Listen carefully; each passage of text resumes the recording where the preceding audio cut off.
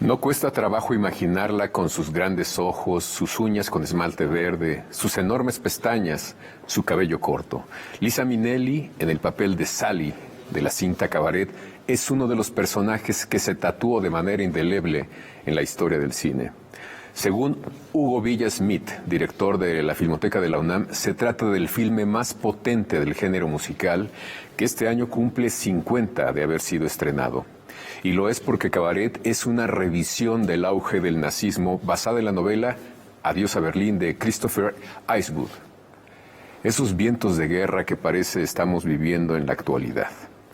Para hablarnos precisamente de Cabaret, nos acompaña vía Zoom el crítico de cine José Antonio Valdés Peña. José Antonio, ¿a qué atribuyes la fuerza de Cabaret a medio siglo de su estreno?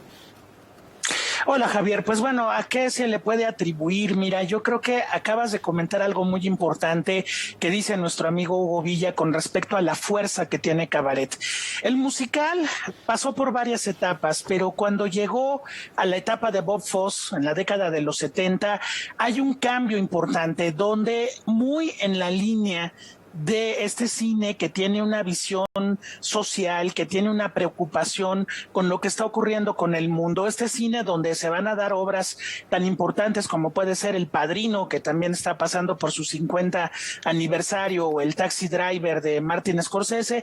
Yo creo que Cabaret, la fuerza que tiene, Javier, es que logra mezclar un tema tan fuerte y tan duro como estas memorias de Christopher Isherwood que bien mencionabas, nos remiten a todos esos cambios sociales que vienen de la República de Weimar, a que Alemania se entrega de plano a la futura pesadilla del nazismo, y por el otro lado tenemos números musicales extraordinarios donde la magia de Bob Fosse mezclada con la estética de Federico Fellini y de algunos otros artistas está de manifiesto. Por lo tanto, el musical con Cabaret llega a un punto máximo donde no solamente las canciones ayudan a expresar las emociones del personaje, al igual que los números musicales, como ocurre en el musical convencional. Aquí en Cabaret tenemos el gran contraste entre la vida del Club Kit Kat y por otro lado cómo Alemania se va entregando cada vez más al nazismo. Yo creo que eso es en buena medida el impacto que tiene la película, ese contraste, ese contrapunto que logra de forma muy violenta Bob Fosse. Y bueno, además es un musical, como bien lo mencionabas en esta descripción que hiciste del personaje de Sally Bowles, pues un musical que tiene personajes e imágenes indelebles para la historia del cine musical y la historia del cine en general, Javier. Así es, Bob Fosse tiene además otra cosa, él había hecho Cabaret, digamos, de la manera tradicional, no a través del cine, ¿no?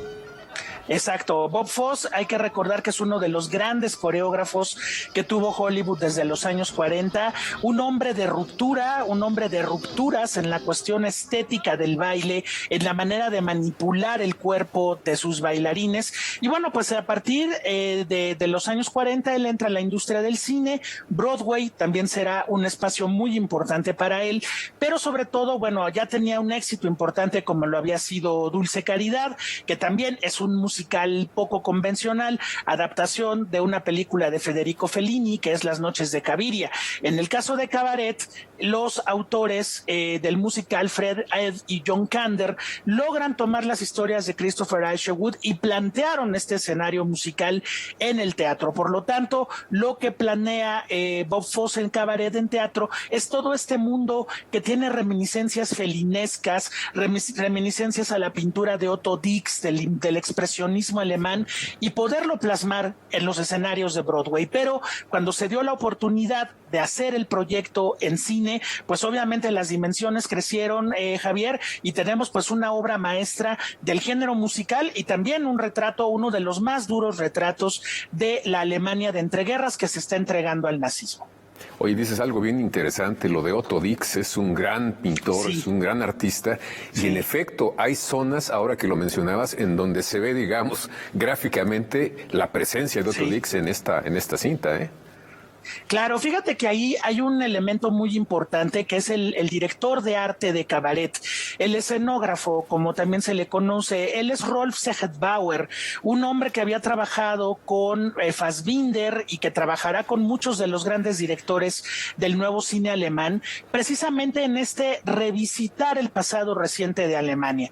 Entonces, Segetbauer, con la ayuda de Bob Fosse, desde luego, con la supervisión como director, lo que hace es plasmar esta estética de la Alemania de entreguerras, donde tú sabes que el cabaret fue uno de los elementos más importantes de entretenimiento público para adultos, desde luego, pero también un lugar donde se podía hablar y hacer sátira de las condiciones políticas y sociales de la Alemania de su tiempo. Hay personajes que aparecen en cabaret donde vemos literalmente reconstrucciones de esos personajes depauperados, patéticos, algunos inclusive terroríficos de la obra pictórica de Otto Dix. Pero también tenemos por ahí las sombras y los contraluces del expresionismo alemán, que desde luego es la corriente, desde luego cinematográfica más importante de la Alemania de entreguerras. Y si a eso le sumamos algunos detalles muy de Bob Fosse, como por ejemplo estos personajes felinescos, esta orquesta de mujeres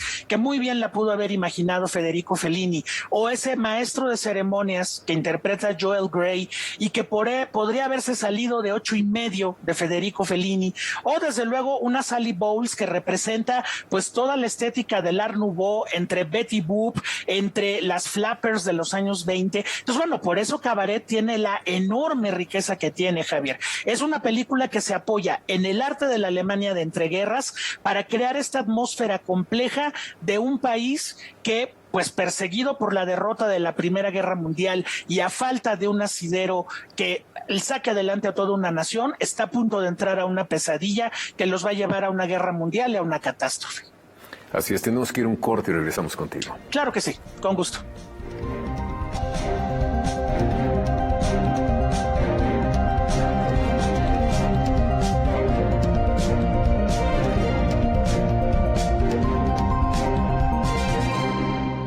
José Antonio, el género del cabaret realmente, como tú dices, tenía una presencia fuerte porque entre las cosas que tenía era la posibilidad de expresar políticamente críticas bastante duras a la vida política en el caso de Alemania, pues de Alemania, porque ahí es donde tomó fuerza, ¿no?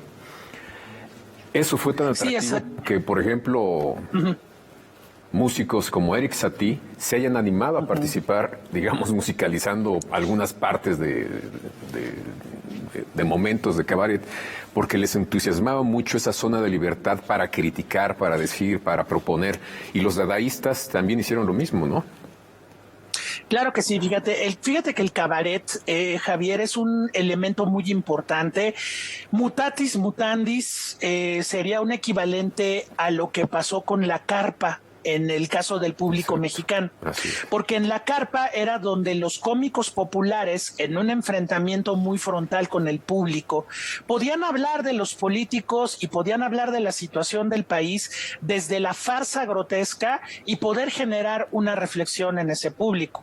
El cabaret berlinés de los años 20, de esta Alemania de entreguerras, también es un sinónimo de liberación, Javier, porque figuras como Max Reinhardt o como Ernest Lubitsch, que luego van a tener una destacadísima participación en el cine, utilizaron el cabaret como un medio de expresión de ese malestar social que la República de Weimar está teniendo. Hay que mencionar algo muy importante, Javier, que dentro de las paredes del cabaret, dentro de la oscuridad del cabaret, donde la gente acudía a ver números musicales, lectura de poesía, perritos bailarines, en fin, era una variedad, era una tanda muy importante por la que tú pagabas.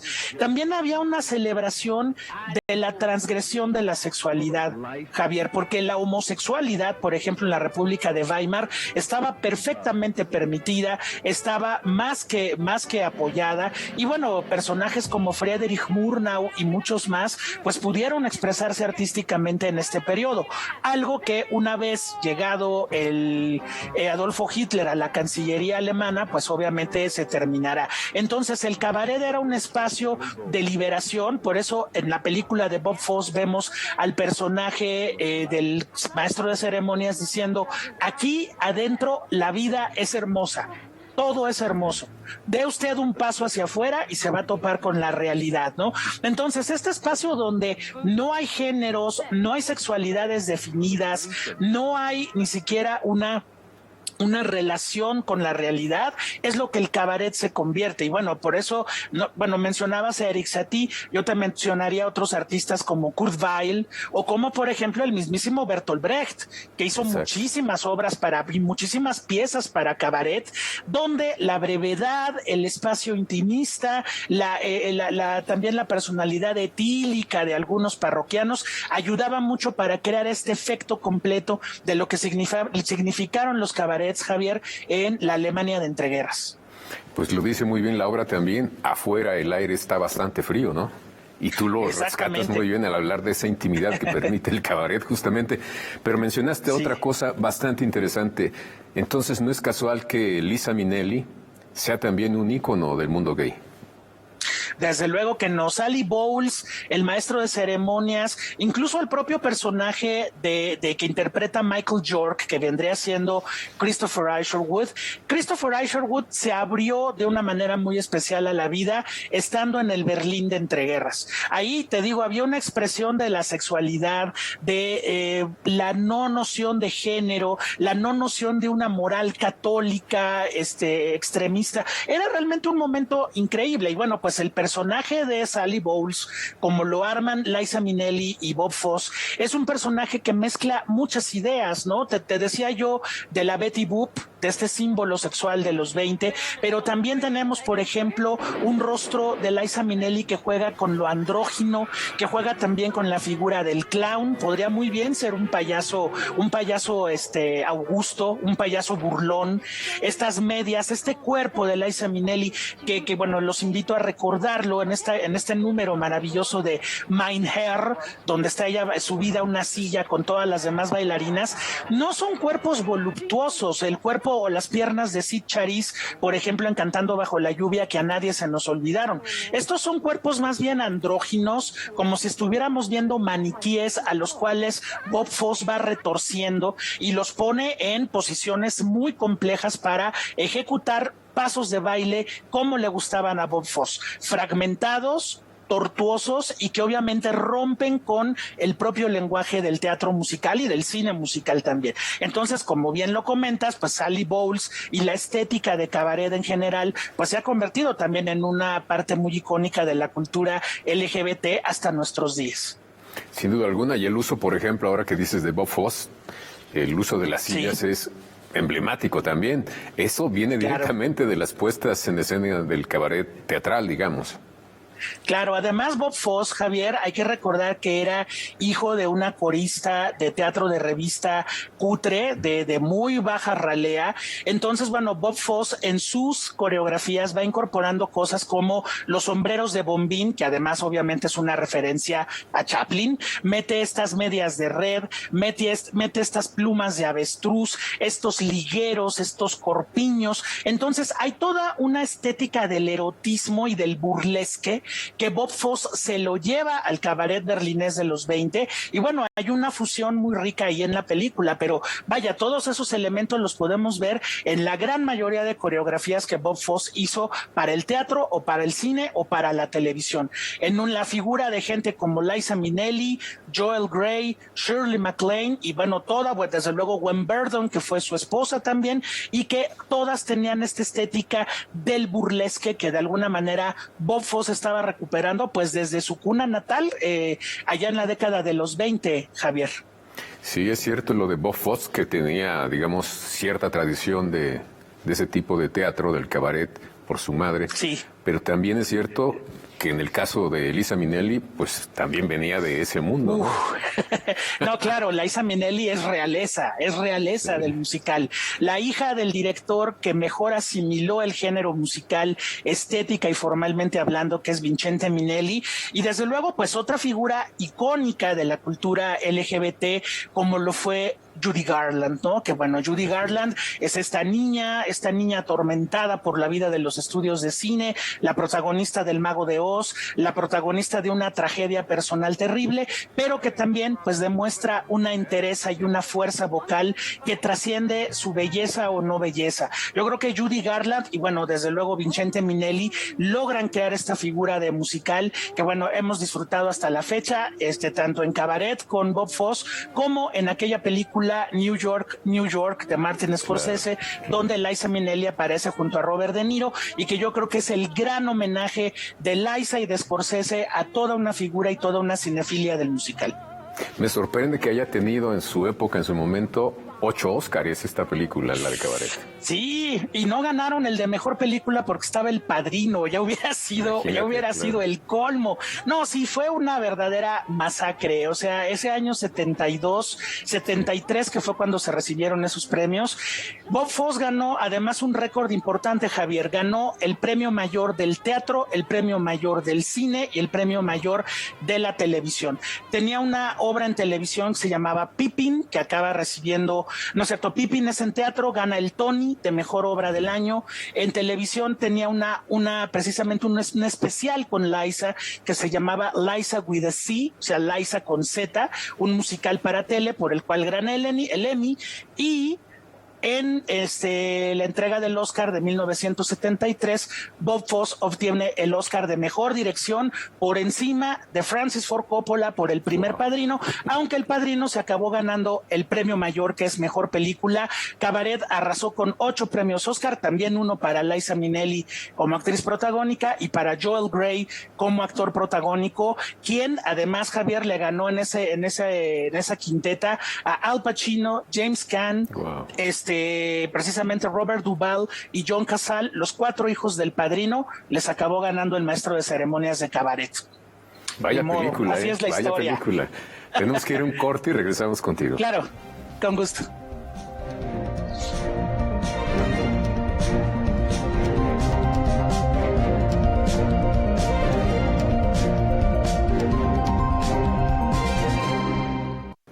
Tal vez esté equivocado, José Antonio. Tú como crítico de cine tienes todo un bagaje bastante amplio en materia fílmica, pero me da la impresión de que sigue siendo muy actual Cabaret. ¿Lo es? Lo es porque de alguna forma lo que proponía Bob Fosse a través de este personaje de Sally Bowles, y eso viene desde la obra de teatro original, es decir, vamos a vivir la vida, vamos a disfrutar de la vida, ¿no? Esa letra que dice, ¿qué haces sentado en tu sillón? Ven a oír la música, ven al cabaret, ¿no? Y bueno, el cabaret como este espacio, o el arte como este espacio donde podemos escapar un poco de una realidad adversa. En la película vemos estos momentos donde Joel Grey interpreta con las bailarinas del cabaret un número terrible donde al final terminan saliendo a escena con cascos nazis, fusiles al hombro y haciendo una parodia de los ejércitos del Tercer Reich. Es decir, la guerra ya viene y de alguna u otra forma el cabaret está absorbiendo esas energías. Pero el gran mensaje, yo creo que de Bob Fosse, y además alguien que vivió la vida al estilo Bob Fosse, que no llegó a más de 60 años, fue un hombre que se reventó y que tenía un ritmo de trabajo brutal, pero apasionado por lo suyo. Entonces, la gran propuesta es esa, Javier. Yo creo que el arte sigue siendo un medio de expresión para poder equilibrar, para poder soportar todo esto que estamos viendo. Y si Bob Fosse pone en perspectiva estos números de cabaret con golpizas que se le están dando a la gente por parte de las juventudes hitlerianas, incluso una agresión a la casa de una muchacha judía también por parte de la SS, eso va anunciando, Javier, finalmente la pesadilla. Cuando tenemos el último cuadro, la última imagen de cabaret, empezamos con una del público y terminamos con una del público que está viendo al final lo que estamos viendo nosotros en el cabaret. Alcanzamos a ver a varios oficiales de la SS con sus suásticas en el brazo. La historia ha cambiado. Viene la pesadilla, viene el horror, viene la guerra, pero finalmente el cabaret persiste. Y yo creo que si nos vamos a términos mucho más amplios, el arte es un principal medio para poder entender y poder soportar la realidad como la que estamos viviendo en estos momentos, donde pues nuevamente una guerra que puede llegar a salirse de control y tener un bagaje ya mundial, pues la estamos viviendo en estos momentos. Antídoto contra la muerte. Claro, claro que sí. Antídoto contra la muerte y una forma de entender el mundo, de entender la vida. El arte es la expresión de quienes lo producen, sea cine, televisión, pintura, libros. Ahí está. Entonces, lo que hicieron los autores Fred Ebb y John Kander y luego Bob Fosse en el teatro y luego en el cine, es eso, es una manera de entender que la pesadilla no estaba tan lejos y que finalmente el arte seguía siendo un muy buen bastión para soportar la realidad que vivimos diariamente. No continuó la tradición de este tipo de películas, ¿verdad? Fíjate que no continuó ni siquiera para el propio Bob Fosse. Yo creo que Bob Fosse con Cabaret cierra una etapa muy importante pues como de transformación, porque si nos vamos, por ejemplo, a All That Jazz, esa es una película donde Bob Fosse se asoma a sí mismo y la decadencia del musical se deja sentir de una manera brutal en los siguientes años. No será hasta que por ahí en los 2000 aparezca el Moulin Rouge de Baz Luhrmann, alguna aportación de Woody Allen y bueno, desde luego pues La La Land, que es una película que los jóvenes espectadores ubican muy bien con el género del musical, donde pues si no fuera por el videoclip, Javier, durante los 80, básicamente la expresión del musical se hubiera completamente extinto. Entonces me gusta mucho que pues bueno, Cabaret le dejó una gran escuela a toda una serie de creadores de musical como Sam Mendes, como Rob Marshall, como Lin-Manuel Miranda, y que de alguna u otra forma esa escuela se sigue prodigando. El musical en Broadway está más vivo que nunca, en el cine aparece y desaparece, pero finalmente la expresión también aparece en televisión, en las series de plataformas. Los géneros no mueren, se transforman. El western se da por muerto y ahora estamos con una película como El Poder del Perro, que muy posiblemente gane el Oscar de Mejor Película, y es un western. Entonces, de una u otra forma, los géneros se van transformando. Bob Fosse, sin duda, es el último gran artista del musical. Y bueno, a 50 años, pues afortunadamente el musical también sigue muy vivo y muy presente entre los cinéfilos, Javier. Oye, entonces, las grandes producciones, las grandes películas, las clásicas, digamos, pueden transportarse, pueden irse a otras plataformas, como estás diciendo, ¿no?